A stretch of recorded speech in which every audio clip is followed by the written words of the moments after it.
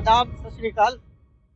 आप देखना शुरू कर चुके हैं आवाज़ द मफिल्ड वॉइस और आज हम आ चुके हैं माना तूता धरना स्थल पे, जहाँ पे विगत 21 तारीख से जो है बीएड, बीएड 33,000 शिक्षा भर्ती के लेकर के जो है यहाँ पर जो है बीएड, बीएड वालों ने अपना धरना प्रदर्शन जारी रखा है और लगभग लगभग 10 दिन हो चुके हैं। 10 दिन हो चुके हैं इनको और ये जो है लगातार अपनी मांगों को लेकर यहाँ पर धरना दे रहे हैं। आइए जानते हैं इनसे इनकी क्या प्रमुख मांगे हैं और इनकी बात कहाँ तक पहुँच पाई है और जनप्रतिनिधि इनसे क्या आश्वासन देकर गए हैं, ये जानने की कोशिश करते हैं। विस्तार से चर्चा करेंगे इनसे। आइए, आपका शुभ नाम, आपका परिचय। जी, मेरा नाम अमन यादव है। मैं रायपुर का जिला अध्यक्ष हूँ छत्तीसगढ़ प्रतिष्ठित डीएड बीएड संघ का। आप कब से बैठे हैं और क्या क्या मांगे हैं आपकी यहाँ पे? सर, हम 21 तारीख जो हमारा प्रदर्शन दिवस था उसके बाद से 22 तारीख से आमरण अनशन पर बैठे हुए हैं। हमारा एक ही मांग है कि मोदी जी की गारंटी पूरी हो, जो की थी वर्तमान में 33,000 शिक्षा भर्ती करना, जो कि विधानसभा में बृजमोहन अग्रवाल जी ने ये बोला भी था कि लोकसभा चुनाव के पहले हम 33,000 शिक्षक भर्ती कराएंगे और ये टोटल उनका है कि 2 साल के अंदर में 1 लाख भर्ती कराना है, जिसमें से 57,000 शिक्षक भर्ती है, जिसमें से 33,000 भर्ती उनको अभी कराना था, लेकिन उसका नोटिफिकेशन नहीं आया है और अभी बहुत से लोगों का क्या है, उम्र भी होता जा रहा है, तो इसीलिए हम चाहते हैं कि जल्दी से जल्दी नोटिफिकेशन है, इसीलिए हम अपनी मांग को लेकर यहाँ आमरण अनशन पर बैठे हैं। इसमें एक मैंने एक चीज़ सुनी है कि इसमें युक्ति युक्तकरण, इसके बारे में आप मुझे थोड़ा-सा विस्तार से बताएँ कि ये है क्या और इससे आप लोगों का क्या नुकसान हो रहा है? युक्ति युक्तकरण तो सर आप बोल सकते हैं शिक्षा के मंदिर को ढहाने वाला तोप का गोला है वो। युक्ति युक्तकरण एक ऐसा हथियार है जिसके सहायता से या जिसके द्वारा छत्तीसगढ़ की शिक्षा व्यवस्था को संपूर्ण रूप से समाप्त करने की कोशिश वर्तमान सरकार कर रही है। युक्ति युक्तकरण के द्वारा 4,077 स्कूलों को मर्ज किया जा रहा है सरकार की नज़र में, लेकिन वर्तमान में उनको बंद किया जा रहा है। ये बोलते हैं जनसंख्या के आधार पर कि अगर यहाँ पे किसी एरिया में कम जनसंख्या है तो उस स्कूल को बंद करके 2 किलोमीटर बाद जो स्कूल है वहाँ बुलाया जा रहा है, तो उसको बोल रहे हैं मर्ज करें। आप मर्ज नहीं कर रहे, उसको बंद कर रहे हैं। एक्चुअली आप माने कि सरगुजा और बस्तर संभाग ये 2 एरिया ट्राइबल्स एरिया, वहाँ पे पॉपुलेशन उतनी ज़्यादा नहीं है, तो अगर आपकी इस पूता गाँव की जनसंख्या 100 घरों की है और यहाँ पे 50 बच्चे हैं, तो क्या यह इनको स्कूल का अधिकार, शिक्षा का अधिकार नहीं है क्या? इनके लिए आर्टिकल 21 नहीं है क्या? है ना? तो आपका तो अधिकार है, मतलब बच्चों का अधिकार है शिक्षा, और आपका काम है कि आप घर घर तक बच्चों तक शिक्षा को पहुंचाएं। लेकिन सरकार, वर्तमान सरकार क्या कर रही है, युक्ति युक्तकरण के नाम पे 4,077 स्कूलों को बंद कर रही है। तो हम ये चाहते हैं ये ना हो। और तो और उन्होंने अपने घोषणा पत्र में मोदी की गारंटी में उन्होंने ये मेंशन किया हुआ है कि प्रीवियस जो पुरानी सरकार थी उनके द्वारा गलत तरीके से बंद किए हुए सरकारी स्कूलों को वो खोलेंगे, लेकिन सत्ता में आती उन्होंने क्या किया, गलत तरीके से युक्ति युक्तकरण के नाम पे 4,077 स्कूलों को और बंद कर रहे हैं। तो हम चाहते हैं ये ना हो और बस बचा लो छत्तीसगढ़ को, यही हमारी प्रार्थना है। आप क्या कहना चाहेंगे? आपका शुभ नाम, आपका परिचय। मैं ललित कुमार साहू, प्रांतीय सचिव हूँ छत्तीसगढ़ प्रशिक्षित डीएड एवं बीएड संघ से। मैं आप सबके आपके माध्यम से बताना चाहूंगा कि यह सरकार, भाजपा सरकार, हमारे शिक्षक पद 57,000 शिक्षकों के पदों पर भर्ती की घोषणा के परिणाम स्वरूप सत्ता में आई। सत्ता में आने के पश्चात 33,000 शिक्षकों की भर्ती की घोषणा विधानसभा के मुख्य सत्र के दौरान की और इसी घोषणाओं को देखते हुए हमारे जैसे लाखों बेरोजगार अपने घरों से निकलकर आज तक कोचिंग संस्थानों में कोचिंग कर रहे हैं, अपना पैसा बर्बाद कर रहे हैं। लेकिन 7 से 8 माह बीत गया है, ना उस भर्ती पर ना ही वृत्ति स्वीकृति प्राप्त हुई है, ना ही उसका नोटिफिकेशन जारी हुआ है। यहाँ तक तत्कालीन शिक्षा मंत्री बृजमोहन अग्रवाल ने उन 33,000 पदों पर वृत्ति स्वीकृति प्रदान करने के लिए वित्त मंत्री ओपी चौधरी को 2 बार नोटशीट भी चलाया, जिस पर आज तक वृत्ति स्वीकृति प्राप्त नहीं हुई है। तत्कालीन शिक्षा मंत्री बृजमोहन अग्रवाल की अगर बात कर रहे हैं आप, तो ये इससे पहले तो कांग्रेस की गवर्नमेंट थी, ये उससे पहले की बात है। अब ये जैसी सत्ता में आई, भाजपा सरकार सत्ता में आई, तभी से जो है विधानसभा का प्रमुख सत्र आया, उसी में घोषणा किया गया कि हम 33,000 शिक्षकों की भर्ती लोकसभा चुनाव के पहले नोटिफिकेशन लाएंगे और 1 साल के अंदर पूरी प्रक्रिया को कंप्लीट कर देंगे करके बकायदा विधानसभा में तत्कालीन शिक्षा मंत्री बृजमोहन अग्रवाल ने बोला है और नोटशीट भी चलाया है। ये पूर्व की सरकार पहले जो है 2 बार भर्ती कर चुकी थी, जैसे ही भर्ती की उन्होंने किया, लेकिन ये वर्तमान सरकार जो है 2 सालों में 1 लाख पदों पे भर्ती करने की योजना बना के हम सबसे वोट मांगा है और हमने इनको वोट भी दिया है और वही हमारा अधिकार है। हमने आपको जिस अधिकार से वोट दिया है, आपका अधिकार बनता है कि हम अपने लिए आपसे रोजगार मांगे। और मैं आपके माध्यम से बताना चाहूंगा कि युक्ति युक्तकरण के माध्यम से सरकार स्कूल तो बंद कर रही है।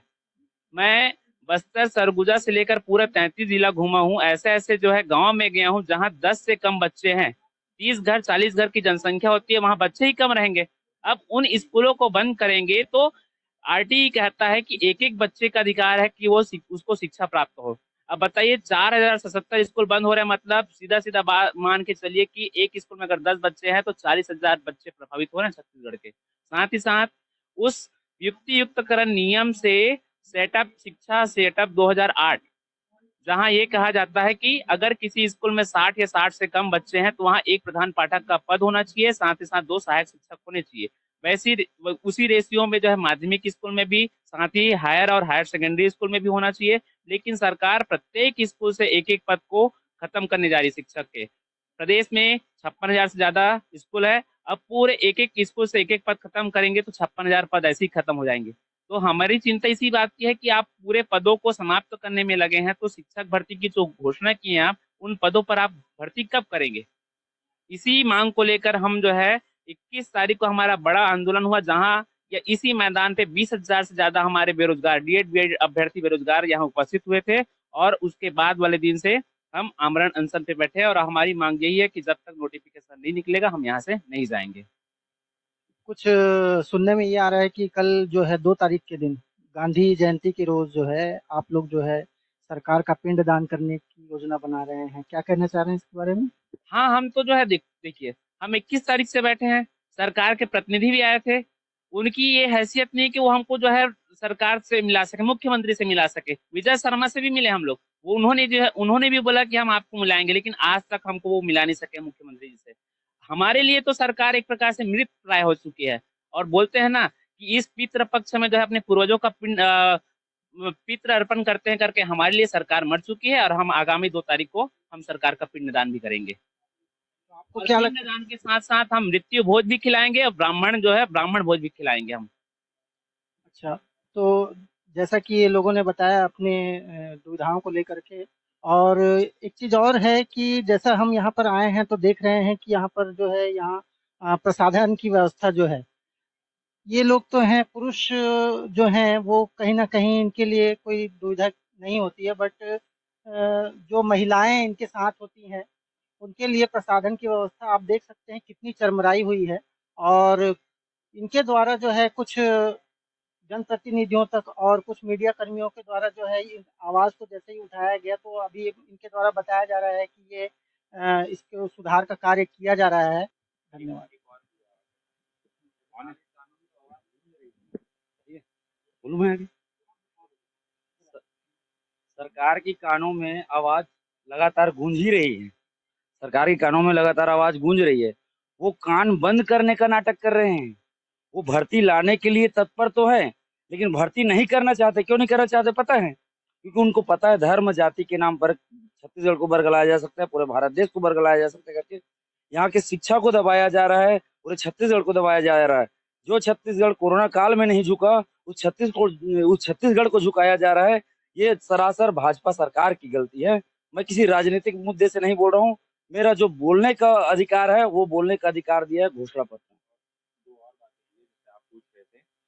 हमने नहीं बोला कि भर्ती निकालो या पद खाली कर गई। ये बृजमोहन अग्रवाल जी ने उस समय बताया था 78,000, हम तो 33,000 बोल रहे हैं भैया। 78,000 पोस्ट खाली उन्होंने बताया।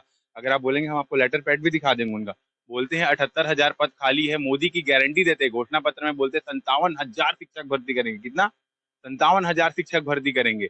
विधानसभा हो जाता है, फिर लोकसभा के पहले बोलते अभी 57 को 2 हिस्से में करेंगे। तो पहला क्या करेंगे? पहले 33,000 शिक्षक भर्ती करेंगे।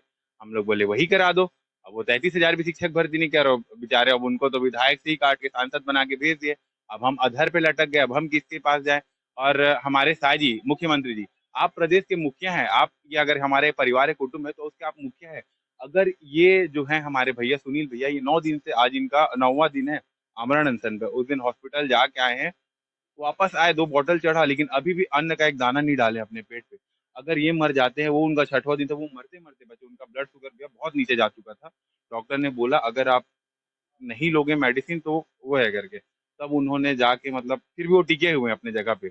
ये स्थिति, अगर कल को ये मर जाते हैं, या ये भैया है, इनके विश्राम भैया, इनका आज 5वां दिन है, अगर इनमें से किसी को कुछ हो जाता है तो इसकी जवाबदेही कौन लेगा? सरकार तो आती नहीं है। आप बताइए, हमने आपको वोट दिया है, आप यूं ही नहीं जीते हैं। आपने वादा किया, हमने आपको जिताया, आपने बोला हमने बनाया है और हम ही संवारेंगे, लेकिन आप क्या कर रहे हैं? हमने बनाया और हम ही बिगाड़ेंगे। आप बिगाड़ रहे हैं। हम आपके विरोधी नहीं है, हम आपके सपोर्टर है। हम ही ने आपको वोट दिया है। सामने वाली जो आपसे पहले थे, वो 72 सीट पे बहुत इतरा रहे थे, उनको 35 पे हमने उतारा है, और आपको 14 से लेके 40 पे हमने पहुंचाया है। लेकिन आप क्या कर रहे हैं? आप भी सेम वही काम कर रहे हैं। अब हम जाए तो जाए कहाँ? अब हम त्रस्त हो गए हैं भैया। अब इनको आप पूछेंगे कि आप आमरण अनशन पर क्यों बैठे हो? उनको पूछ रहे थे आमरण अनशन पे 9 दिन से आप खाली पेट क्यों बैठे हो, आप क्यों मर रहे हो? तो अब बता देना चाहता हूँ, पल पल तिल तिल बेरोजगारी में तिल तिल करके मरना ना, भूखा भूखे से मरने से ज्यादा आसान है ना? पल पल तिल तिल करके जो मरते हैं वो ज्यादा मुश्किल है। नहीं रह पा रहे हैं भैया, प्लीज मतलब हमारा जो नोटिफिकेशन है वो निकाल दो, वरना या तो यहाँ से 2 ही चीज होगा, या तो नोटिफिकेशन आएगी या तो हमारी अर्थी जाएगी। सर, मेरा नाम विश्राम साहू है। मैं बिलासपुर संभाग का अध्यक्ष हूँ।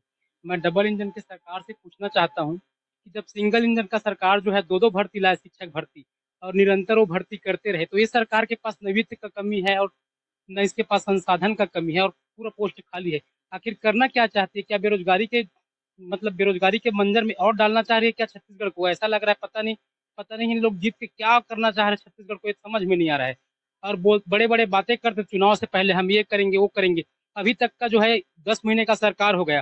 पीएससी का जो है घोटाला हुआ था, वही घोटाले के नाम पर ही इन लोग सरकार बने, और वही घोटाले के नाम से ही हम युवा इस सरकार का साथ दिए, और न अभी तक का न उस घोटाले का कुछ अता पता है, और न ही जो है वो एग्जाम कैलेंडर जारी करेंगे बोले थे ना साल भर के अंदर में, न एग्जाम कैलेंडर जारी हुआ। अभी तक का एक भी एग्जाम नहीं हुआ इस सरकार के अंदर का, और दुनिया भर का जो है 3500 पोस्ट ला रहे हैं, वो पोस्ट ला रहे करके ढिंडोरा पीट रहे हैं। यहाँ तक का भगवान जाने इनका इंडेक्स कौन जारी करता है भाई बेरोजगारी का, जो बता रहे कि छत्तीसगढ़ जो है तीसरे नंबर पर है, सबसे कम बेरोजगार दर में तीसरे नंबर पर है। और मैं देखना चाहता हूँ, पूछना चाहता हूँ कि यहाँ जो आते हैं लाखों लाखों बच्चे, क्या वो रोजगार वाले होंगे? क्या गाँव में जो घूम रहे हैं वो रोजगार वाले होंगे? इन लोग क्या सोचते हैं कि जो व्यक्ति मनरेगा में जा रहे हैं वो रोजगार है करके? मनरेगा रोजगार नहीं है भैया, मजबूरी है। मजबूरी वो जरूरी नहीं है। आपको आपको क्या लगता है, आप सरकार में आगे इसका मतलब आप किसी को भी रोजगार बता दोगे? आदमी मजबूरी में आके कुछ भी करना चाह रहा है। कोई आदमी जूता बेच रहा है, चप्पल सिल रहा है, उसका मतलब वो मजबूरी है, खाने के लाड़े पड़े, क्या करेगा आदमी? जो है दुनिया भर का काम तो पकड़ेगा ही ना।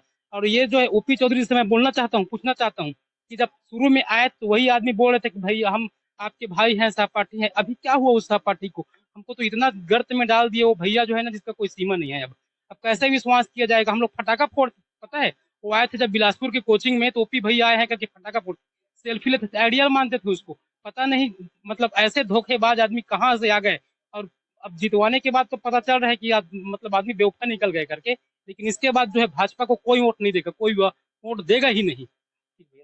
अभी जैसे आप लोग जो है आप 2-4 लोग जो है यहाँ पर जो है आमरण अनशन और भूख हड़ताल पर बैठे हुए हैं, तो इसका संज्ञान किसी स्वास्थ्य कर्मी के द्वारा या प्रशासन के द्वारा लिया गया है क्या कि आप लोगों की जो है आप लोग भूख हड़ताल पे बैठे हुए हैं, इसको लेकर के आपकी स्वास्थ्य में कितना असर पड़ रहा है?